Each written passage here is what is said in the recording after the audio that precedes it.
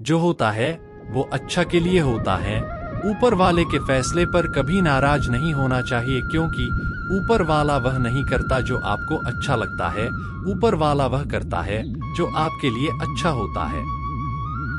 हर समय हर पल अपने लिए सपने देखते हैं और सोचते हैं कि यह सपना सच हो जाए तो हमें बहुत खुशी होगी। कभी नौकरी का, कभी विवाह का, कभी स्वास्थ्य का, कभी परिवार के रिश्ते का, कभी मकान का। बहुत सारी बातें हमारे मन में चलता है और हमेशा हम सोचते हैं कि यह काम हो जाता तो हमें बहुत खुशी होती है। हम सारी चीज अपनी इच्छा से सोचते हैं कि हमारी इच्छा पूरी हो जाए और हमारा काम हो जाए तो हम खुश हो जाएंगे। लेकिन जब भी हम कोई काम सोचते हैं या करने की कोशिश करते हैं या कोई सपना सोचते हैं या कोई मकान लेने की बात सोचते हैं या कुछ भी चीज अपने मर्जी से सोचते हैं कि मेरा यह काम हो जाए, और वह काम कभी कभी होता है, कभी कभी नहीं होता। जब वह काम नहीं होता तो हमें दुख होता है और पछतावा होता है, और तब हम भगवान को पूजने लगते हैं। और जब वह काम हो जाता है तो हमें बहुत खुशी होती है। हम जो चीज सोचते हैं, जो चीज मांगते हैं, जो चीज की इच्छा करते हैं, हो सकता है वह हमारी इच्छा हमारे लिए सही ना हो सकता हो वह नौकरी, वह मकान, वह विवाह, वह रिश्ता हमारे लिए अच्छा ना हो, इसलिए वह इच्छा हमारी पूरी नहीं होती। क्योंकि ईश्वर को यह पता है कि कौन सा चीज हमारे लिए अच्छा है और कौन सी चीज हमारे लिए अच्छा नहीं है, और वह करता है जो हमारे लिए अच्छा होता है। ईश्वर जो भी देता हमें वह सोच समझ कर ही देता है। आज की कहानी में इसी बात को समझाया गया है कि भगवान वह नहीं करता जो हमें अच्छा लगता है, भगवान वह करता है जो हमारे लिए अच्छा होता।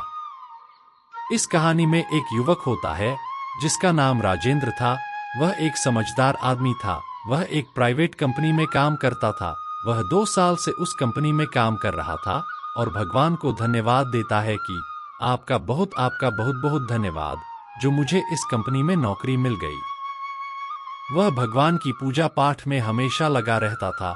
वह धार्मिक प्रवृत्ति का युवक था। वह मुंबई शहर में रहता था। उस कंपनी में उसकी उन्नति नहीं होने के कारण वह परेशान रहता था और उसकी सैलरी भी नहीं बढ़ रही थी। दोनों वजह से परेशान रहता था। वह प्रतिदिन मंदिर जाता था और भगवान की पूजा करता था। हर क्षण भगवान को याद करता था और हर चीज के लिए भगवान को धन्यवाद करता था। वह जब भी अपने घर से निकलता था तो भगवान को धन्यवाद देता, और जब घर से आता तो भगवान का धन्यवाद देता। वह 24 घंटे में जितना भी समय मिलता उस समय वो भगवान को याद करता और भगवान का धन्यवाद देता। वह अपनी कंपनी में 2 साल से काम कर रहा था और 2 साल से उसकी सैलरी नहीं बढ़ी थी, इसलिए थोड़ा सा परेशान रहता था। क्योंकि मुंबई बहुत ही महंगी शहर था और वहां हर चीज महंगा मिलता था, इसलिए वह दूसरी नौकरी की भी तलाश कर रहा था और अपने जान पहचान के लोगों से भी पूछताछ कर रहा था। कुछ दिनों बाद उसका परिचय एक ही व्यक्ति से होता है जो दूसरी कंपनी में काम करता था और अपने आप को उस कंपनी में बहुत ऊंचे पद में बताता है और कहता है कि मैं तुम्हें अपनी कंपनी में नौकरी दिला दूंगा, तुम चिंता मत करो, मैं तुम्हारा सारा काम करवा दूंगा, मेरे रहते तुम्हें कोई दिक्कत नहीं होगी। और उस कंपनी में एक बार तुम्हारी नौकरी लगने के बाद तुम्हें अच्छा वेतन और अच्छा पद मैं दिला दूंगा, तुम बस मेरा फोन नंबर रखो और कुछ दिनों में मैं तुमको फोन करूंगा, उस दिन मैं तुम्हारा साक्षात्कार लूंगा। यह बात वह राजेंद्र से कहता है। वह व्यक्ति अपना फोन नंबर राजेंद्र को देता है और कहता है कि मैं आपको इस दिन कॉल करूंगा और आपका साक्षात्कार लूंगा। अगर आपका साक्षात्कार अच्छा रहा तो आपको नौकरी मिल जाएगी। यह बात दोनों की बीच होती है। यह सुनकर राजेंद्र को बहुत खुशी होती है।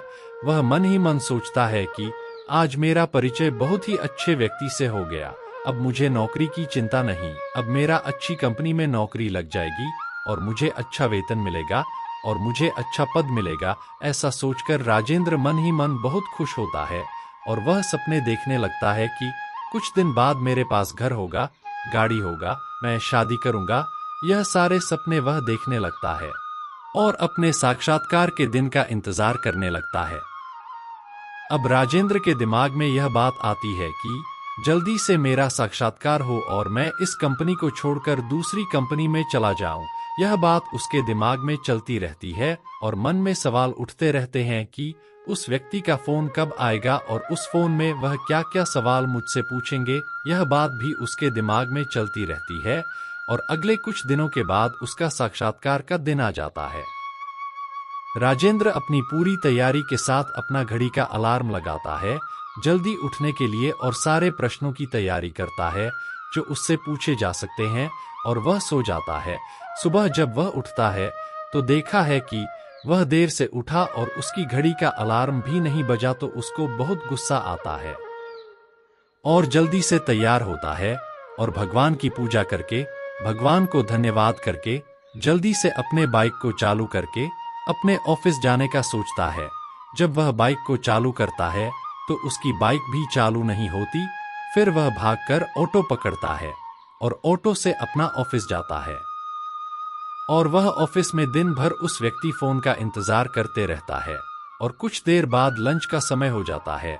तब वह लंच करने के लिए ऑफिस से कैंटीन में जाता है। आज राजेंद्र जल्दबाजी में अपने घर से निकला था, इसलिए वह अपना टिफिन लाना भूल गया था, इसलिए वह लंच करने के लिए कैंटीन जाता है। जब वह कैंटीन जाता है तो देखा है कि आज कैंटीन बंद है। फिर वह सोचता है कि आज ही सब कुछ क्यों हो रहा है, घड़ी का अलार्म नहीं बजा, मेरी बाइक खराब हो गई और यह कैंटीन बंद है। तब वह अपने लिए पिज्जा ऑर्डर करता है तो जो पिज्जा उसको मिलता है वह भी खराब होता है। उसे भी वह आधा खाता है, आधा फेंकता है और फिर अपने ऑफिस में काम करने के लिए चला जाता है।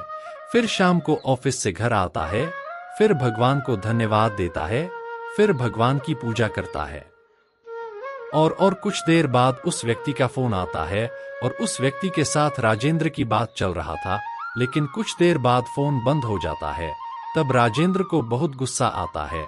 आज दिन भर इस फोन का मैं इंतजार कर रहा था और उस व्यक्ति से बातें होते होते बात कट गई और फोन बंद हो गया और कुछ देर बाद लाइट चली जाती है।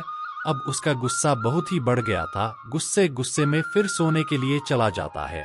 जब बिस्तर पर जाता है तो वह भगवान को याद करता है, हे भगवान, मैं तो आपको बहुत बड़ा भक्त हूँ, लेकिन आज यह सब मेरे साथ क्यों हुआ। सुबह मेरी घड़ी का अलार्म नहीं बजा और मैं देरी से उठा, मेरी बाइक खराब हो गई, मैं सही समय पर ऑफिस नहीं पहुंचा, जल्दबाजी में मैं अपना टिफिन ले जाना भूल गया तो जाना पड़ा और कैंटीन बंद थी तो पिज्जा का ऑर्डर करना पड़ा। पिज्जा मंगाया, वह भी खराब निकला, उसे भी आधा खाया हूं। और यह सोचते सोचते कब उसकी नींदन लग जाती है उसे पता भी नहीं चलता और सपने में राजेंद्र को भगवान के दर्शन होते हैं। तब राजेंद्र भगवान से कहता है, मैं तो आपका भक्त हूं, तो क्यों मेरा आज का दिन खराब हुआ। तब भगवान कहते हैं कि आज का तुम्हारा दिन मेरी मर्जी से खराब हुआ है। मैंने सुबह तुम्हारी घड़ी का अलार्म खराब कर दिया जिससे तुम देरी से उठे और आज सुबह तुम्हारी बाइक को मैंने ही खराब किया। अगर तुम उस बाइक से ऑफिस जाते तो आज तुम्हारा उस बाइक से दुर्घटना लिखा था, आज तुम्हारी मृत्यु निश्चित थी और तुम अपना टिफिन ले जाने भूल गए तो तुम्हारा कैंटीन बंद था क्योंकि कैंटीन का खाना खराब था। अगर तुम उसकी कैंटीन का खाना खाते तो तुम बीमार पड़ जाते हैं। और सबसे महत्वपूर्ण बात, जिस व्यक्ति काजी फोन का तुम इंतजार कर रहे थे उस समय वह फोन डिस्कनेक्ट हो गया और तुम्हारा फोन बंद हो गया। वह इसलिए हुआ क्योंकि जिस व्यक्ति से तुम बात करना चाहते थे वह एक नंबर का ठग है, वह लालची आदमी है, वह तुम्हें धोखा देने वाला था और मैंने तुम्हें उसे धोखे से बचा लिया।